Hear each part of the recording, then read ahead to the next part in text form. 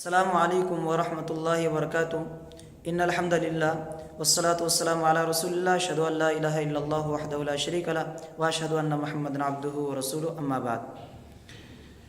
ایک بھائی نے سوال کیا کہ ذہب الظمأ وابتلت العروق وثبت الاجر انشاءاللہ، یہ دعا کب پڑھنی ہے؟ افطاری کرنے کے بعد یا افطاری سے پہلے یا افطاری کرتے وقت؟ کس وقت پڑھنا ہے؟ بسم اللہ پڑھ کر افطاری کرنا شروع کرے گا، کچھ کھانے پینے کے بعد پھر وہ یہ دعا پڑھے گا، ذہب الظمأ وابتلت العروق وثبت الاجر انشاءاللہ۔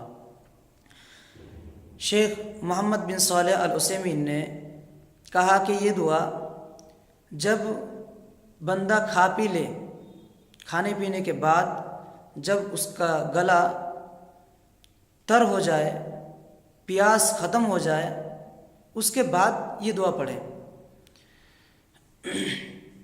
یہ دعا صحیح سند سے، حسن سند سے ثابت ہے، اور ہمارے سماج میں جو ایک دعا اور مشہور ہے، اللہم لک صمت وعلی رزقک افطرت، اسی طریقے سے ایک دعا اور پڑھتے ہیں، اللہم لک صمت وبک آمنت وعلیک توکلت وعلی رزقک افطرت۔ یہ دونوں دعا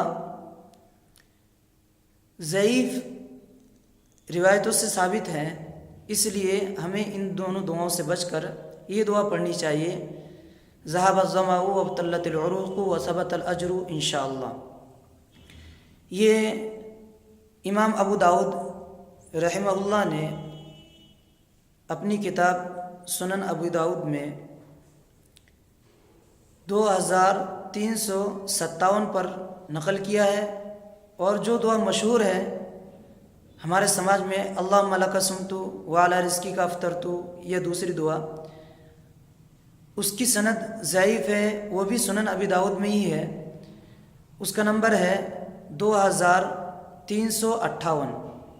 اللہ تعالی ہمیں صحیح روایتوں پر، صحیح حدیثوں پر عمل کرنے کی توفیق عطا فرمائے، موضوع من گھڑت اور ضعیف روایتوں سے ہمیں بچنے کی توفیق عطا فرمائے۔ وآخر دعوانا ان الحمد للہ رب العالمین، والسلام علیکم ورحمۃ اللہ وبرکاتہ۔